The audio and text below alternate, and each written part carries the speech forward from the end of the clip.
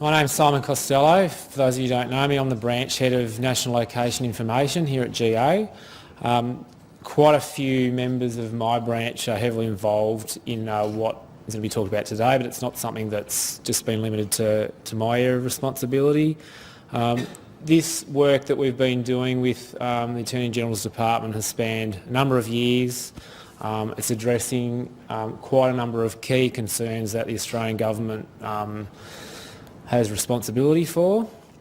But for me personally, what really excites me about this is it actually shows the importance of location information, spatial technology to supporting government business and public safety.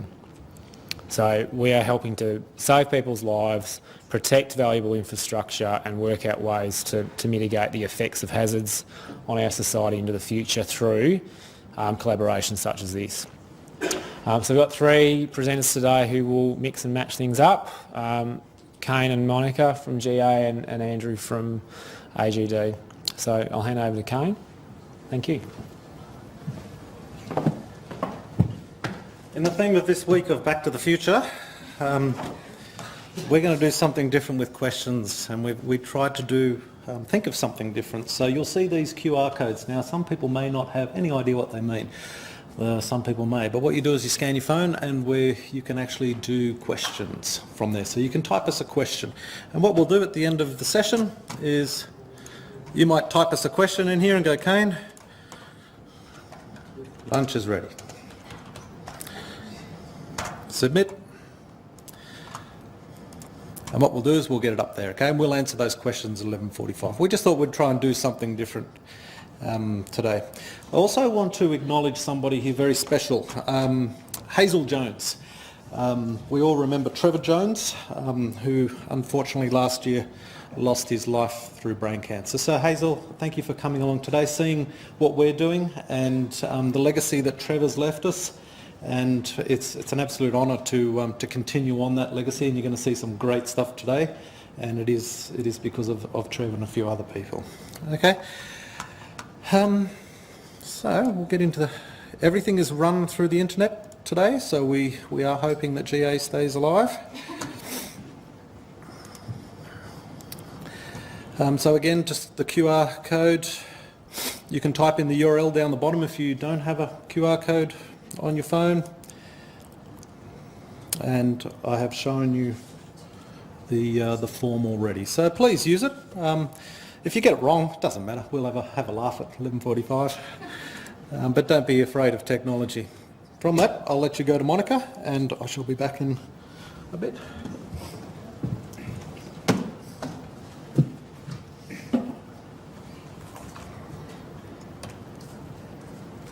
I'm just going to start with a bit of a brief overview about Australia's approach to risk management, emergency management, capability assessment and resourcing.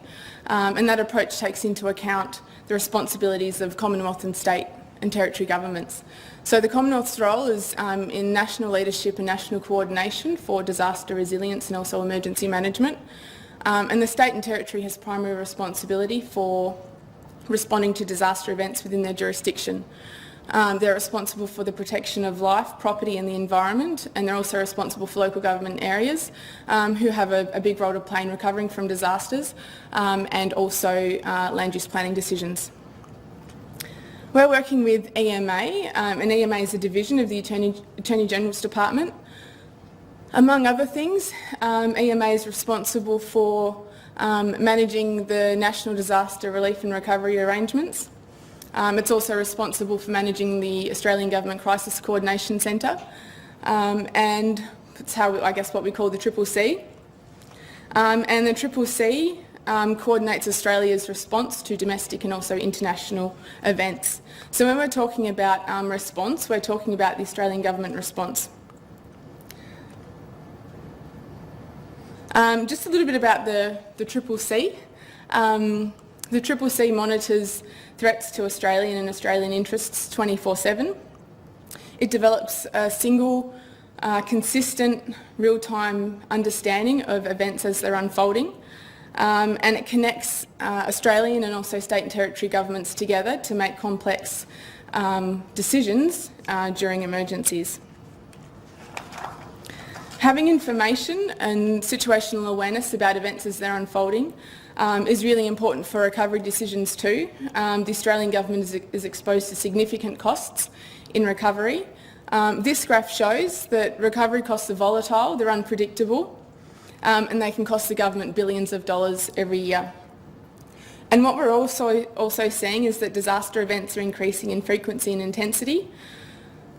We also know that the climate is changing and that we're seeing an increasing propensity for unprecedented events. So disaster costs are going to increase, driven by population shifts, moving to high-risk areas, and also sustained economic growth. And each level of government needs information to mitigate and manage their own risks and their exposure to those sorts of events. So how did the collaboration with EMA come about? So I'm just going to talk about, I guess, my secondment to Emergency Management Australia briefly. And I guess it just didn't feel right that we didn't have a footprint in EMA, given the amount of dollars that were being spent, and we felt that we could be doing more to help. So I joined EMA's recovery team for 12 months in 10 and 11. To get a first-hand understanding of what EMA does, how it does it and why it does it, and to better understand the context and the place of science and spatial information in the work that they do. So I was given a few challenges to tackle as the resident data person, and let me tell you that EMA don't ask simple questions. One of the ones that I was given was, what is a severe event? And this is important to EMA because some of the financial assistance measures are based on an event being severe. And so we needed to, I guess, get a better feel for this, better understand and constrain what a severe event is, because it can lead to more targeted recovery assistance, which can also reduce the costs. So it took a solid 6 months to disentangle that issue, working with other Australian government agencies and also states and territories. I devised a methodology for an impact assessment framework, which was a process for better understanding severe events, and foundation data was central to this approach. It was supported unanimously by states and territories, but it didn't get funded at my time at EMA. Instead, several months later, after an inquiry into the cost in 2011 of the Queensland flooding events, the project was, I guess, became a directive of the Council of Australian Governments, and the Recovery Subcommittee were tasked with implementing that project. And so that's just a good example of having information available at the right time, in the right format and language, being ready to go when that policy window of opportunity opens. While I was at EMA, I also facilitated the provision of mapping assistance.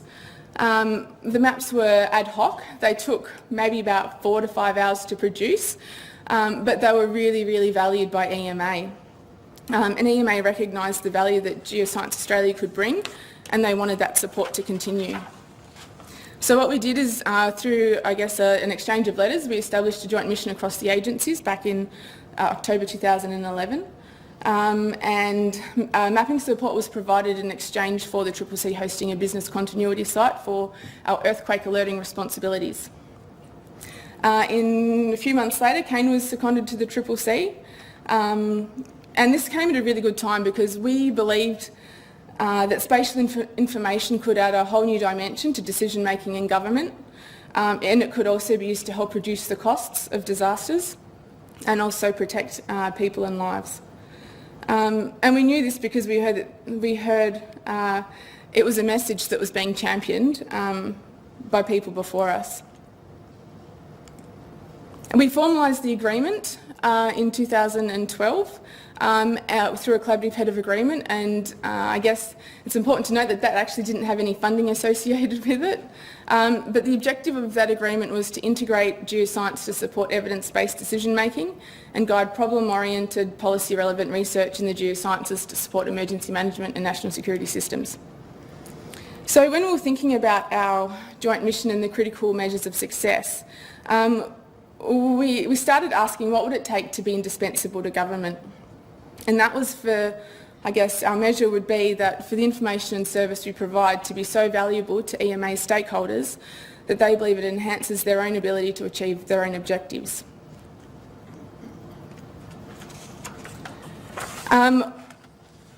In working with EMA, I guess our intent was that our liaison officers in providing mapping support would work as an integrated support service dedicated to sharing and transferring knowledge. But in that integration of support and in working with EMA, we needed to be really mindful of the different skill sets that we were bringing together across different agencies. And this is just a table that highlights really generically some of the known differences in operating environments between agencies typical of GA and also EMA. And when I'm talking about science, I'm talking about research, science, spatial information, data, and again, policy and operations on the other side, it's about program management as well. So EMA is made up of primarily lawyers or generalists. They're people that don't have much knowledge about scientific information and they don't really have an appetite to learn more about it either. EMA also have a very high turnover in staff and short timeframes for decision making.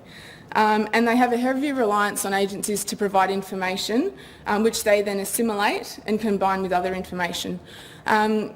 So as part of that, we also needed to recognise the way in which information is used at EMA and how it's different to how we might use it. So when we're talking about evidence-based decision making, we often, presume that there's a linear relationship between information and the outcome. And in some cases, it might be that there's several pieces of science that might inform an outcome. But what's more likely within EMA is that science is one part of a whole range of different other considerations, and that there might be multiple decision makers with different interests as well. So it's important to recognise and accommodate these differences really early on, and also, I guess, not to underestimate how powerful really simple information can be. Before I hand over to Kane, I just wanted to briefly mention a few things about the collaboration. So Geoscience Australia works in the CCC all year round. We have a full-time presence during summer season, which is now at the moment, and we also maintain a part-time presence during steady state. And what this does is it maintains relationships with EMA, and it also enables us to, I guess, have an understanding of emerging business needs. During summer season, our liaison officers are providing support, mapping support to the CCC, and during steady state, they're working on development projects. So what we'll do is, as events are occurring, we'll maintain a log of lessons learned and ideas for improvement and enhancements.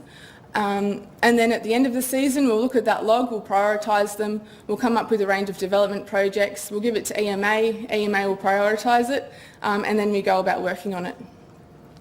So I also just wanted to mention the log. We can have up to 16 people, or 16 liaison officers who might be involved in the CCC, and we use this log to manage communications.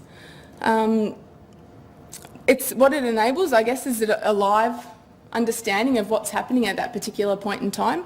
So Oi is our liaison officer in the CCC at the moment, and she's giving a running commentary about what's happening. She's signed in, and there's no mapping request, and she's working on development projects. So really quickly, it's a way for everybody to come up to speed, understand what the status of surge is, and I guess what we need to do. I also just wanted to briefly mention the platform that we use. This is the CCC's platform. What we can see here is the number of events that are occurring at the moment. And we also have an analytics tab as well, which shows us the types of events that are occurring and also how many maps are being produced. So this is just a really quick way when we're reporting, we know straight away how many maps have been created and what the current focus is and what the current priorities are. So what I might do is I might just hand back over to Kane.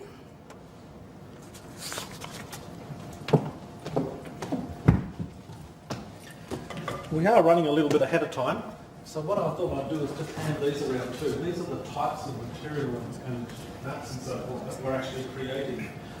This is a combination of a folder of the stuff that we do and also the maps that EMA does as well. It also gives them a good guide of when they're under pressure. These are the sort of material that they should be producing and taking these types of templates. This is probably the proudest slide, I could say, for the presentation. We do this on very minimal resources. We do this on, at the moment, 2 resources, but as Mon said, we do it with 16 people. We do it with lots of small percentages of people. Management nightmare, but you actually get a range of different skills, and you're able to advance some of the development projects quite quickly. Some of them will actually hang over until the year after. But as you can see, we haven't been resourced over 2, and you'll see in the coming slides it might actually start to go down too. Technical timeline, so I'll give you a bit of a project scoping, what we did in the months from December 2011 all the way through till Andrew will give some commentary on 2020, of which they're already looking at, and there's a paper half prepared for that. Monica talked about my great opportunity. My boss is Russell, and if anybody knows Russell, he comes in with a big smile and he said, "Kane, have I got an opportunity for you?" My opportunity was to go into EMA and determine a spatial capability. It so happened that month that the Queensland floods happened, so I was just watching it all unfold, and I picked it straight away, exactly where spatial could inform EMA and the Australian Government. Right down the bottom here we had a recommendations document, and I presented this a couple of years ago, so I'm not going to go into it too much today.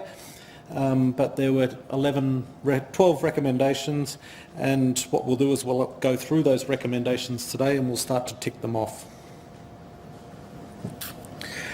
So the challenges that we originally faced was a 24/7 spatial system, 365 days a year, produce shareable maps that were of a professional grade that could go all the way to the Prime Minister, show live Australian hazard events from the jurisdictions, use authoritative baseline, produced by EMA staff with no spatial capability or knowledge, and I had a budget of 0. It's like, wow, this is going to be a tough one. But anyway, what we did was we broke it down straight away. And we decided from our knowledge and work with MCENA for many a decade, situational awareness and situational analysis. So awareness, where is it, what is it? And analysis, who is it? We also understood that, as Mon said, that it's not a Rolls Royce that they were asking for. They were asking for a Mini with probably mag wheels. It wasn't much more than that. Then we also had to look at the Australian Government spatial requirements further than EMA, and then look at how we would transfer knowledge year on year to staff that have a high turnover rate, and also keep their knowledge going. So we started in May 2012 in the situational awareness phase.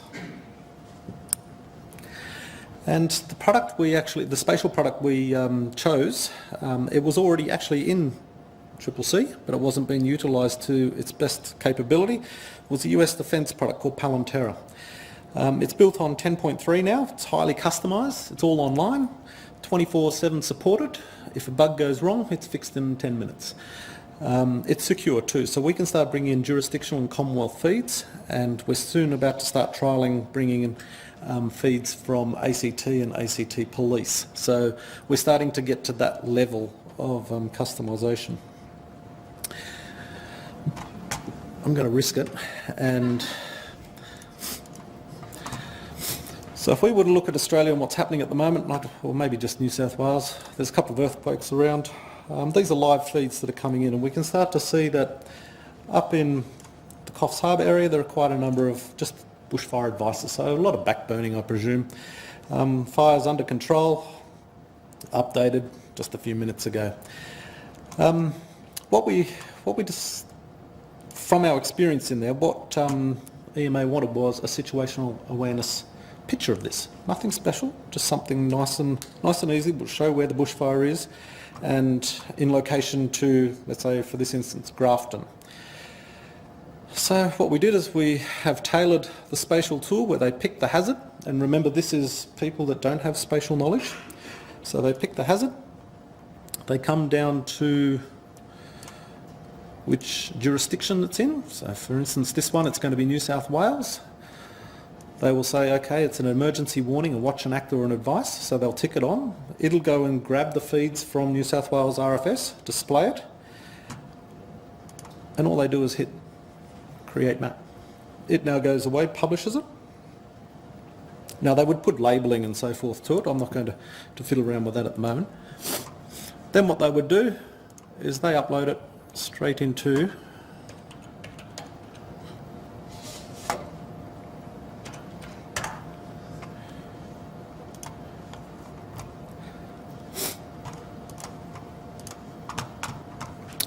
Zeus. So straight into their incident management system. So the map that I just created is now over at Attorney General's. They pick that map up, put it straight into their platform, and they now create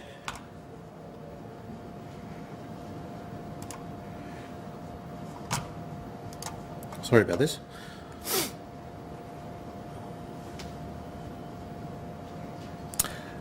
So the map I just created, the data came from the jurisdictions.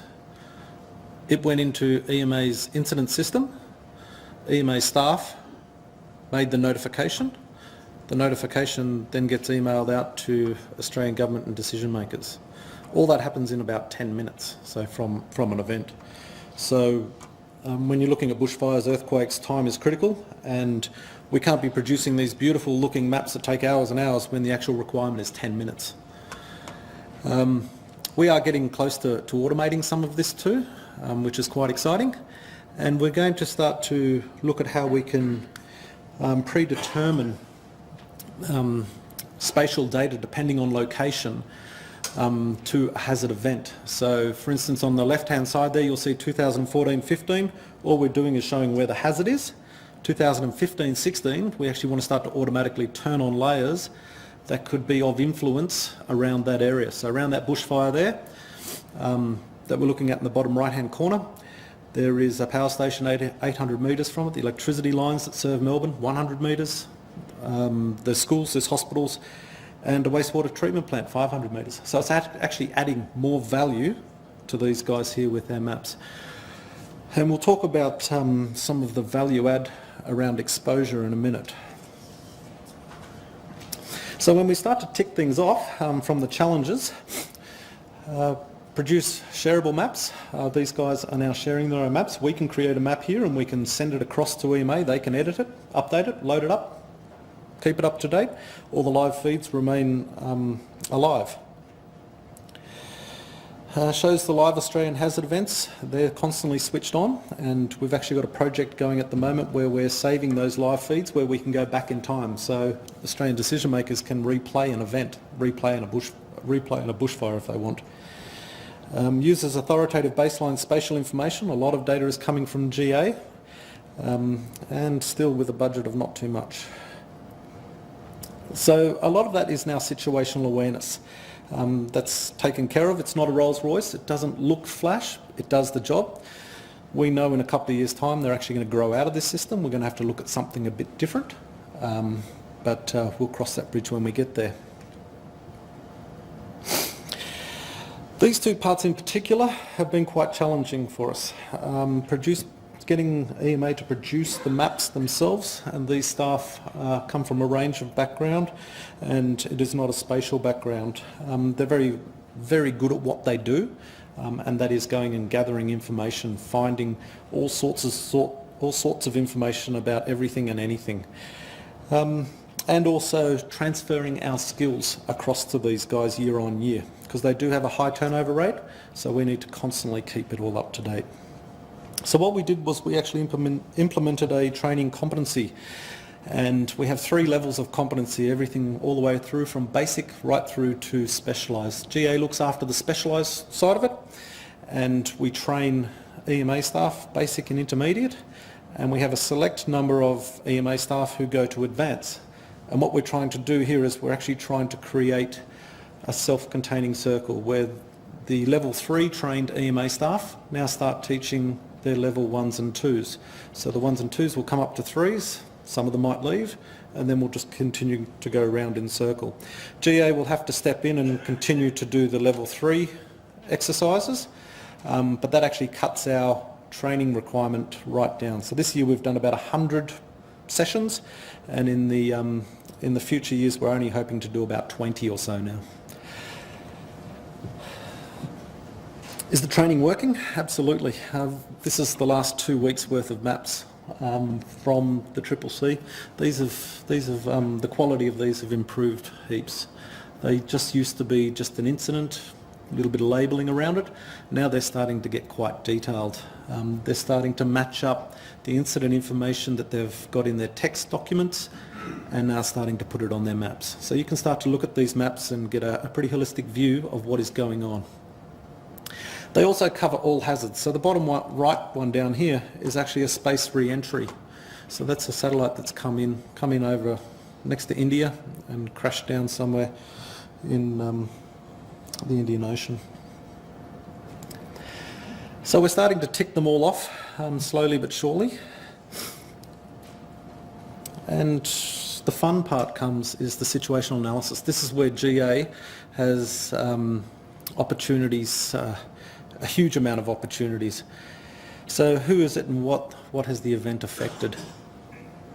And what we've been doing is we've got some very smart staff around the Nexus project who are creating what is the GA exposure report.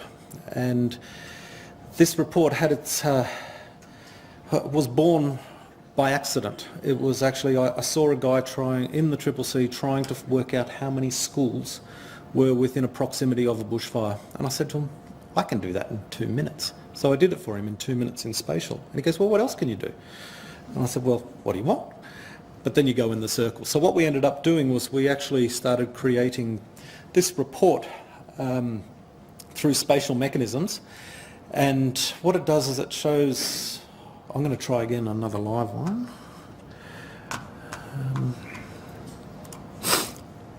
So this is one of the new ones the new release that we're going to look at releasing sometime around November, December. It has a pretty simple map of where is the event or the area that you're actually wanting to look at, the localities within the footprint, the LGAs. This is all stuff that EMA want to know immediately following an event. It has information about the building exposure, the dwellings, the people that actually live in there, percentages against the state itself. We're starting to bring in agricultural information and Australian Business Registry. So all this is now coming into this tool. Institutions, schools, utilities, and we've started to integrate directly into EMA's Noggin project, Noggin incident tool, to look at how many times has that area been activated or the residents given money beforehand. So it gives them an idea of where the mitigation is actually happening and occurring. So this product here, and correct me if I'm wrong, Con, somewhere about 60 seconds, 2 minutes? Somewhere between 5 to 12 minutes, depending on the area. With the map. So what we then do is we will then upload that directly into the Zeus system that is available to EMA and all of their clients, or selected clients, should I say. Hang on a second.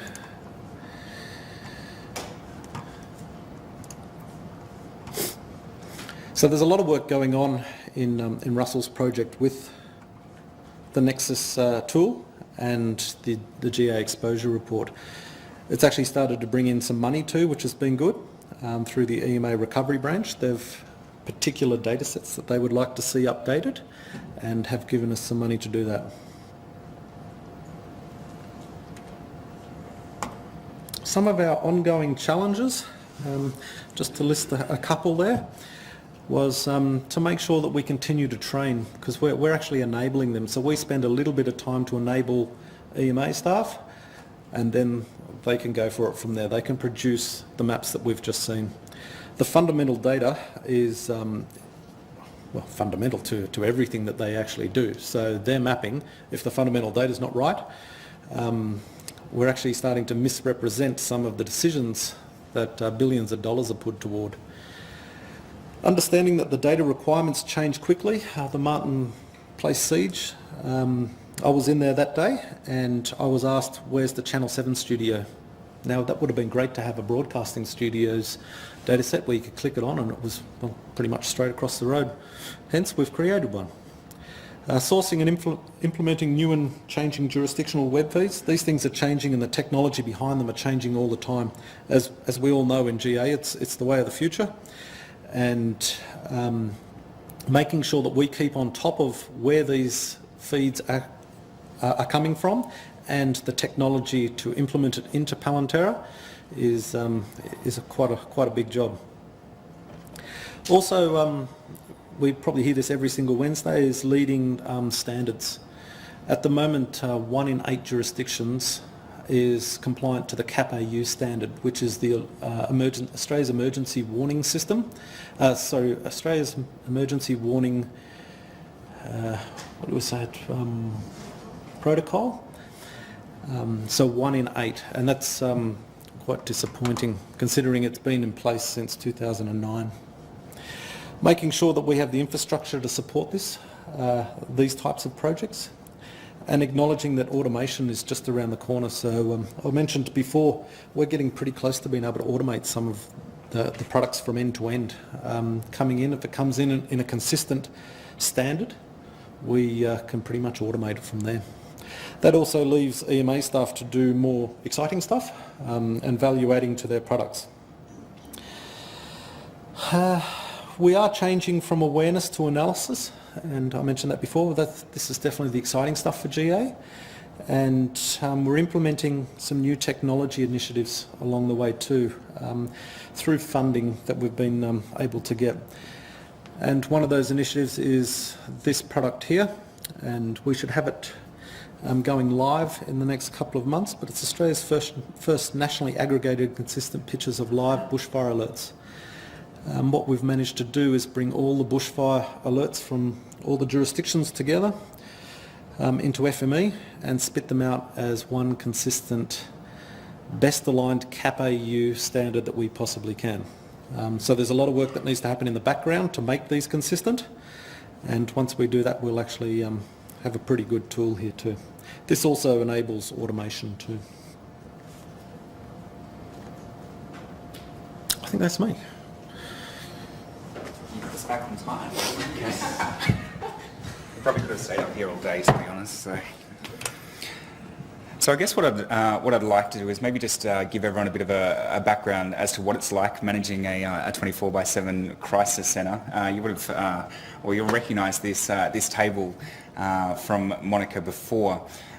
So I need to manage this on a 24/7 shift environment across all hazards. So I've got on the next slide here, just over the last 4 years, a cumulative number of the different types of events the CCC has actually been involved in, and I think it's now it's nearly 5,500 individual incidents, all of which probably in the last 3 years have had geospatial components in the notification processes, which is a fantastic outcome. I guess what that demonstrates is because we are all hazards, there's a huge breadth of responsibility, and many of our staff are at the APS 4 or 5 levels, so these are not senior experienced officers. We have more than I think it's about 200 standard operating procedures or guidelines, so you can just imagine for somebody who comes in for a 12-hour shift, maybe 8 times a month, maintaining the currency of that information across such a large number of operating procedures is very difficult, which we'll get into shortly, but which is why I guess a very streamlined, straightforward, basic approach to geospatial input is essential for our operating requirements. So yeah, 55 rotational staff. That's always a fun challenge for me to look after. I've certainly grown a lot of grey hair since I started about 2 years ago there. there's also a need for consistency when you've got people rotating through positions. It doesn't matter if a bushfire emergency warning occurs at 9 o'clock on a Monday morning when there's everyone in the office, or there's 4 people in the office at 2 a.m. on Christmas morning. The product that we produce needs to remain consistent. It needs to be reliable. Importantly, there needs to be timeliness of the advice. Kane's already brought up the 10-minute turnaround time. I think it was maybe last year with Victorian bushfires, I think we had multiple notifications, I think maybe 12 within 1 hour, and most of those met that 10-minute time frame, all with geospatial, all relying, I guess, on that authoritative source from the Victorian authorities, which was great. I guess the other thing, and Kane touched on this before, about the notifications that we actually send out. I'm crucified, and rightfully so, if information goes out that is incorrect. Most of our notifications, and I'll touch on those briefly in a moment, will go to in excess of 100 senior officials across Commonwealth or state or territory officials, departments or agencies. There's a high risk there with the staff that we've got and the pressures that they are under to ensure that we have that consistent, reliable and timely approach. So pretty much broadly summed up, my job is to ensure the Australian government is, or the environment is continually monitored, people are appropriately informed, and I guess a whole of government, and that's not just Australian government, but state and territories and local governments are coordinated in a timely fashion. So again, we get back to the grey hair, which is fun. So again, looking at the type of events. So now I do realise, and I think we'll be able to get people a copy of the presentation or something. Yeah, the different types of events. And now these are not just domestic events, where predominantly that is where we're focused. We support DFAT with the international events, but we're looking at critical infrastructure issues. I'm sure we all recall the Acton Tunnel partial collapse, which occurred recently. We've got tsunamis, we've got transport incidents, we've got space debris, as Kane brought up before, radiation issues, floods, earthquakes, bushfires, etc. So we are truly all hazards. I think we were very tested last year with the Martin Place siege. We came together quite well. In my firm belief that we came together quite well as a Commonwealth in that regard from a coordination perspective.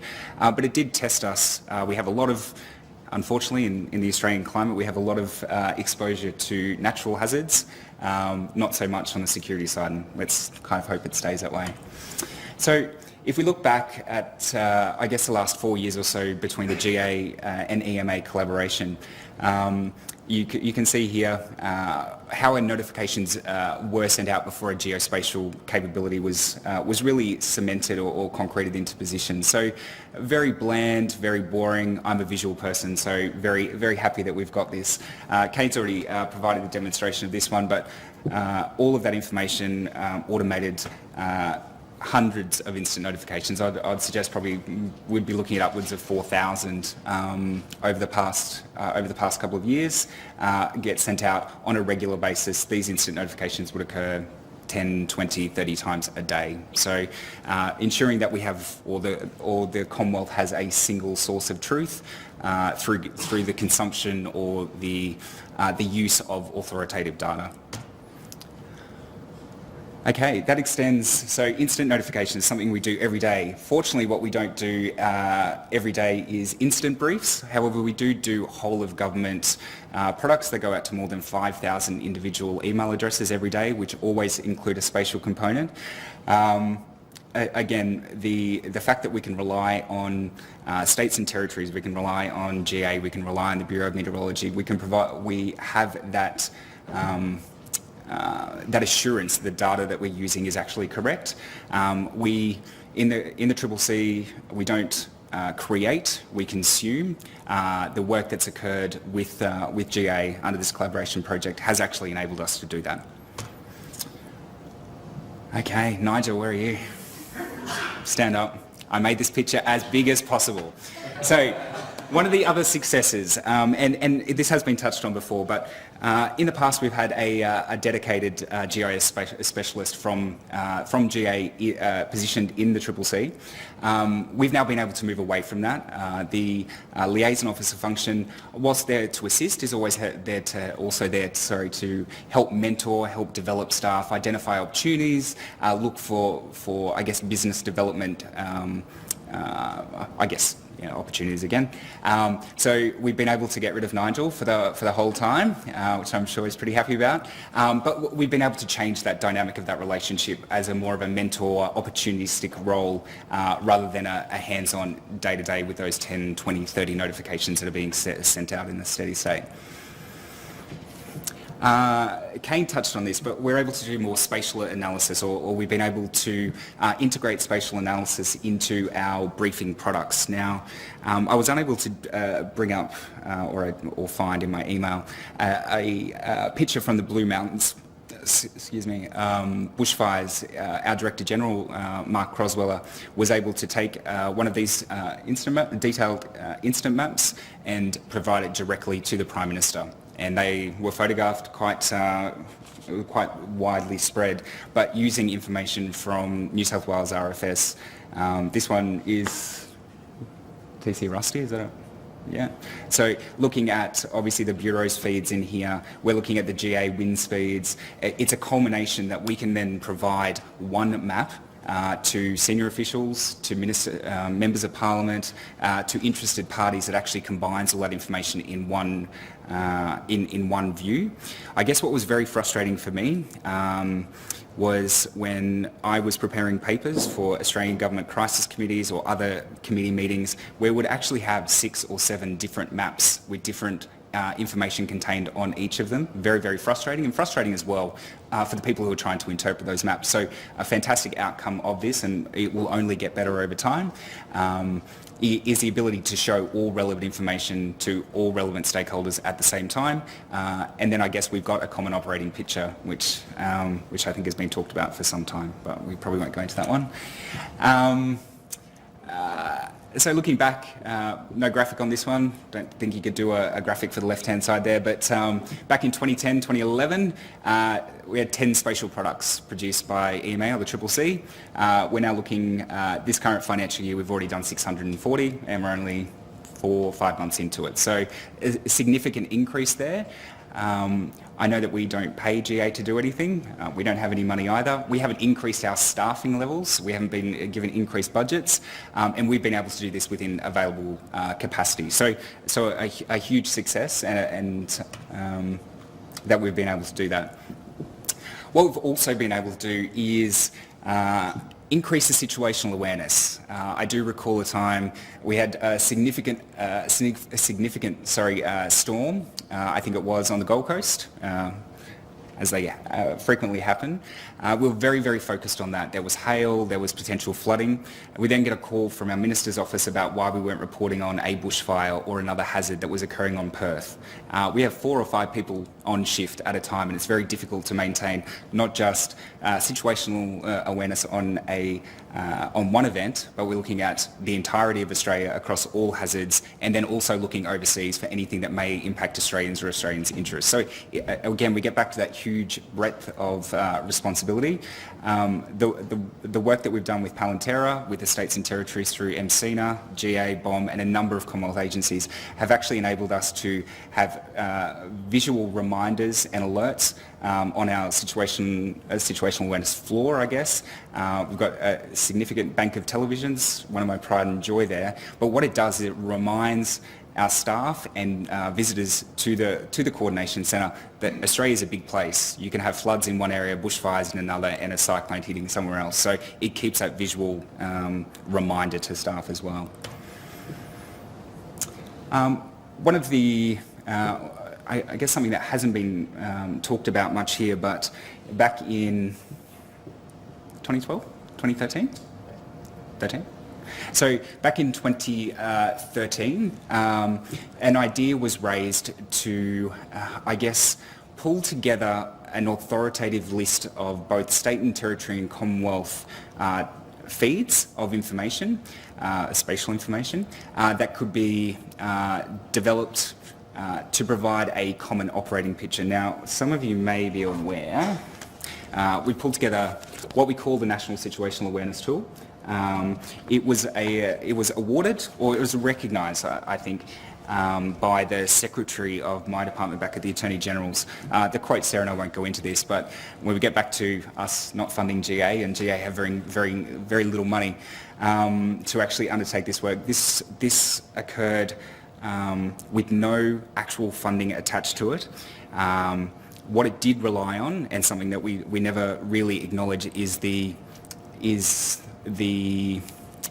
capital investment of people's experience and their time when we talk about no funding going into things. So this is a fantastic example. All states and territories have this, so if they want to access the GA feed for earthquakes, they can use the same feed as we're using, same with Bureau of Meteorology, all those sort of things. So it's that one.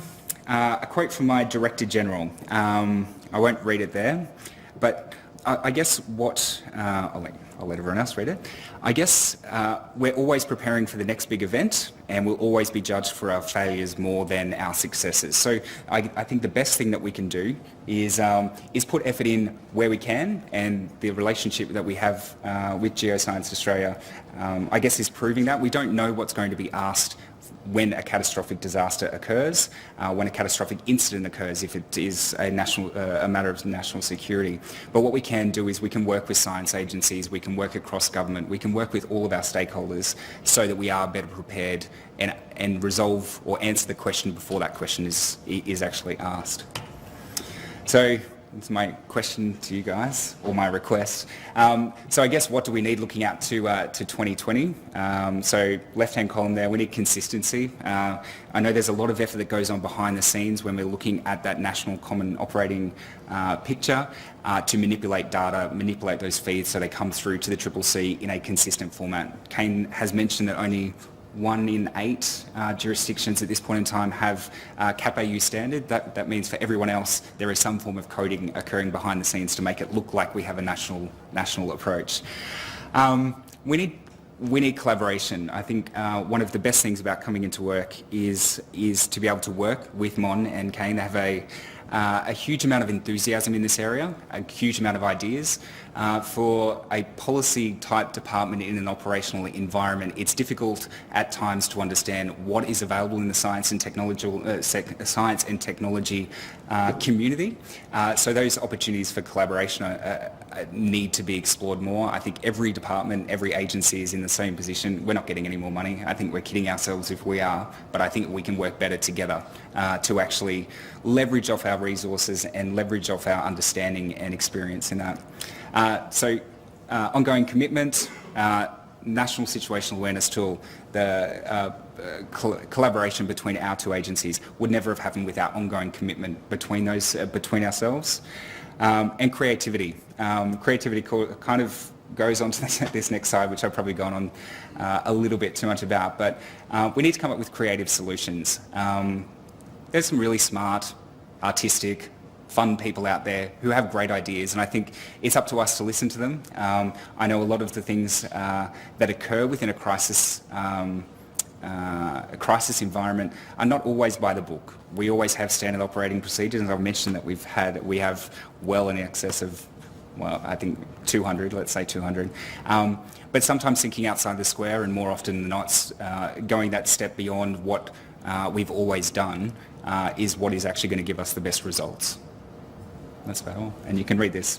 But we'll just, I guess, for us, the biggest challenges that we face is a 24/7 news cycle. As soon as something appears on ABC News 24 or Sky News, we have people contacting us to ask us why we didn't know about it before the news channel was reporting it. Very, very difficult, obviously. So anything that we can do to speed up our notification, our verification processes, those expectations, the demand is only going to increase. I think we can do it. I'm optimistic. So, thanks.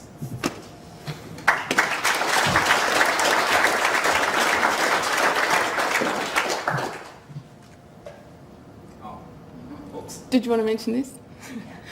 Okay, well, this is just a this is a screenshot of Australia on the 20th of February in earlier this year when the two cyclones were crossing the coast, Tropical Cyclone Marcia and also Lam. And this is real live feeds coming from the Bureau, and it's shown on a map with information about river gauges as well as bushfire alerts, and also the location of earthquakes. So this is just, I guess, a screenshot of what the CCC have. It's a visual of the NSAT tool, and it's the common operating picture that the CCC use in the centre. So I also wanted to make sure that there's been a lot of people who have been involved in this work over the last 4 years or so, and we really wanted to acknowledge some of the people who have been engaged with us. And first and foremost, I really want to acknowledge the effort of all our liaison officers, past and present. We have a wonderful dedicated team, people who are highly passionate, motivated, they're resourceful, they have personal drive, they make sacrifices as well. They have incredible patience and persistence too. They bring great ideas to the project, and they're really awesome ambassadors for GA in the CCC. So thanks to all the liaison officers who have been working with us. We've also been fortunate to have been inspired and mentored by a number of former employees of GA.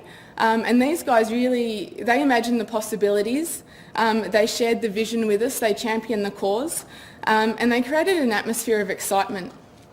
They can't be with us today, but we're grateful to have their family and friends here. These guys did the hard yards, spatial information. I guess there was a feeling that it needed to emerge from the limbo in which it had been lying in for so long. And the challenges that we've spoken about today about information management, standards, building bridges of better communication, this was all, we knew this a long time ago, and there's a report, Hazard Information, Better Information for the 21st Century, which was co-authored by former employees and also EMA, and we could change the date of that report to today and it would still be pretty much valid. So we've come a long way, and I think, and part of that is timing as well. So the catalyst, I guess, was the opening of the CCC and some of the information requirements of the CCC. But we're really proud to finally bring this cause to life for them, and we're really grateful for the support of EMA and the executives who have supported this along the way as well.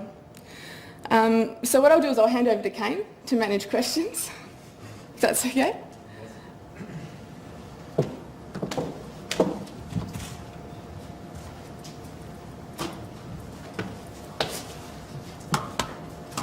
Did we get any?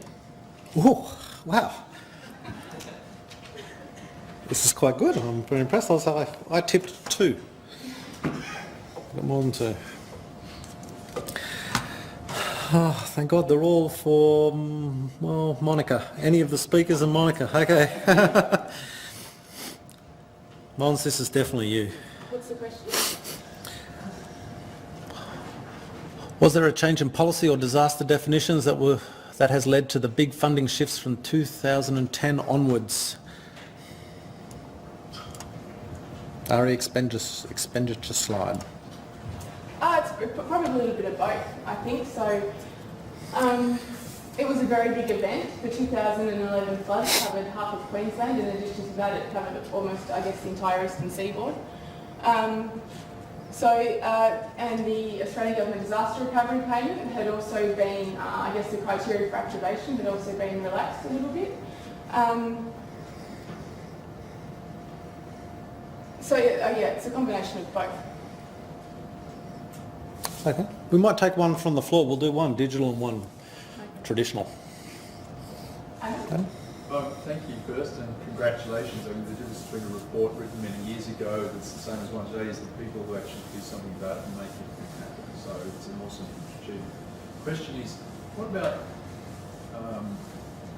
crowdsourcing data on emergency events? And this is a theme of conversation at the AFAT conference a couple of years ago. I'm just wondering how far that's come and how far it's going. And it comes back to that reference about why didn't you know about this before the media?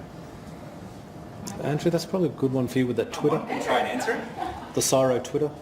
Yeah, thing so, would be good. Yeah. look, social media is probably a bit of a thorn in my side in relation to unverifiable data.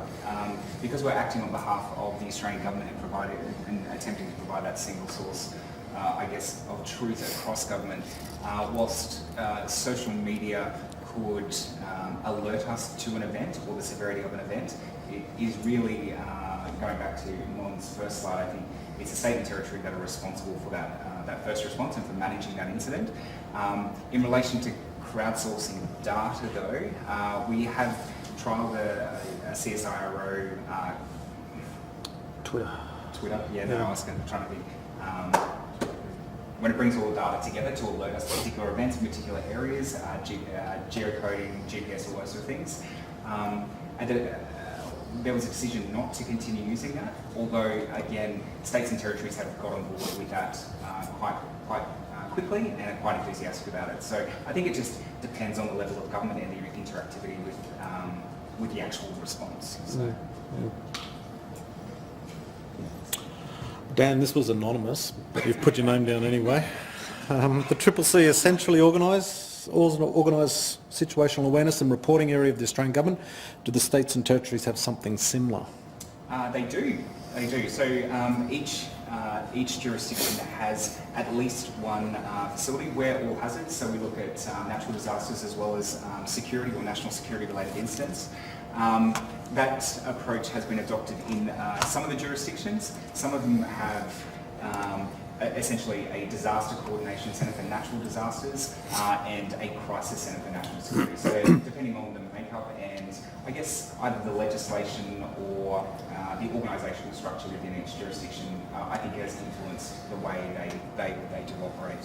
But we have very strong relationships and very productive relationships. We're on the phone. Most of them operate 24 hours a day, so they sometimes appreciate a call at 1 o'clock in the morning. So, yeah. Mons? Please explain Can the you sphere. explain what a severe event is, or some of the criteria that might be taken into account this side? Well, I think the question first and foremost is when, I guess the question is who's asking.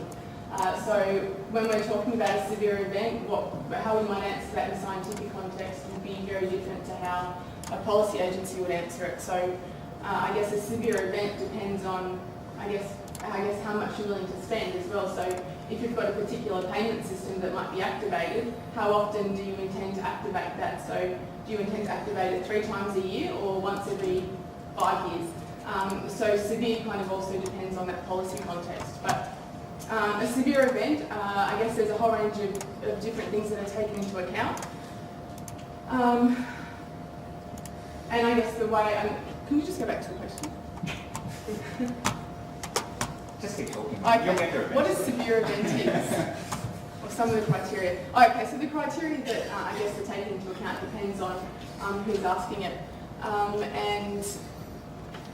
And I guess the way that we might approach that from a policy context would be to look at the nature of the landscape as well. So an event will have a different impact in a different area. So you might have the same event happening in Queensland, a flooding event. The guys up in Queensland might experience that event all the time. They're really resilient, they're prepared for it. So the impact of that event might be pretty low. But in comparison, that same event occurring a little bit further south, in an area that's not as necessarily prepared for it, that's going to have a severe impact on them. So understanding what a severe event is, it depends on a lot of different things, and those things aren't consistent across the country.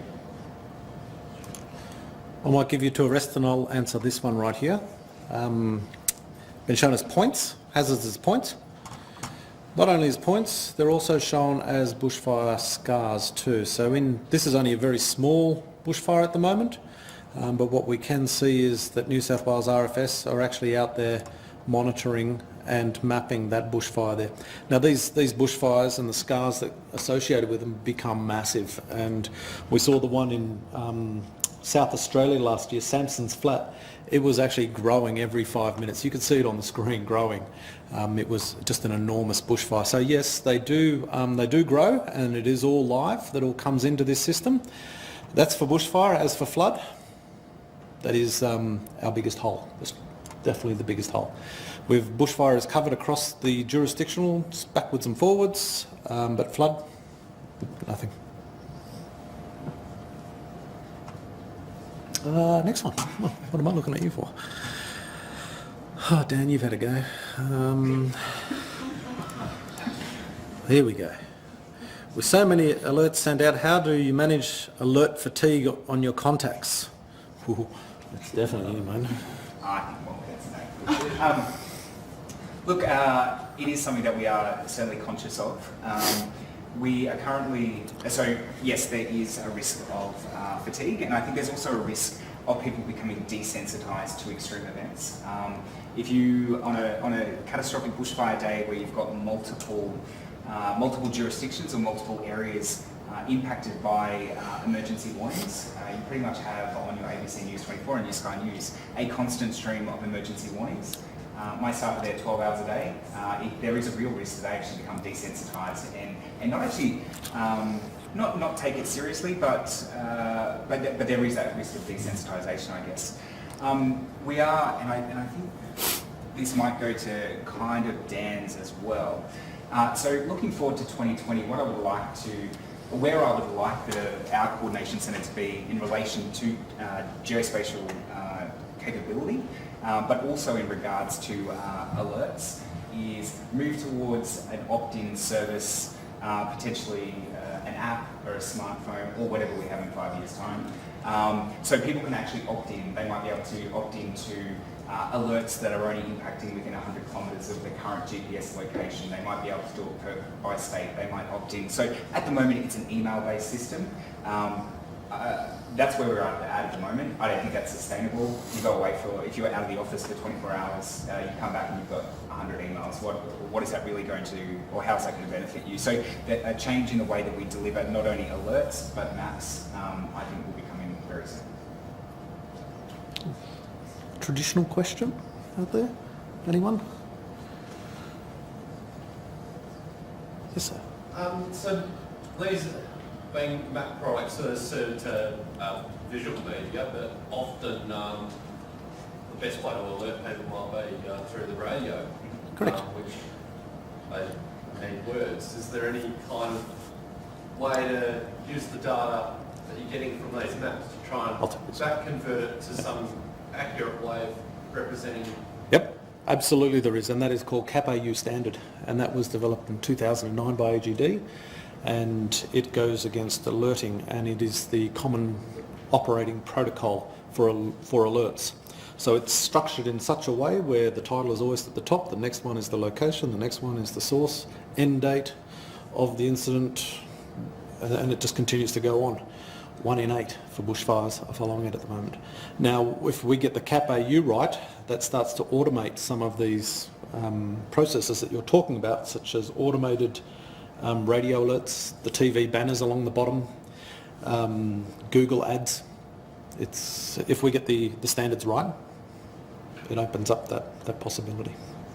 So the other point to note on that is that that would normally also be a responsibility of the state and territory. So the CAP-AU would facilitate that, but they would be responsible for pushing that out.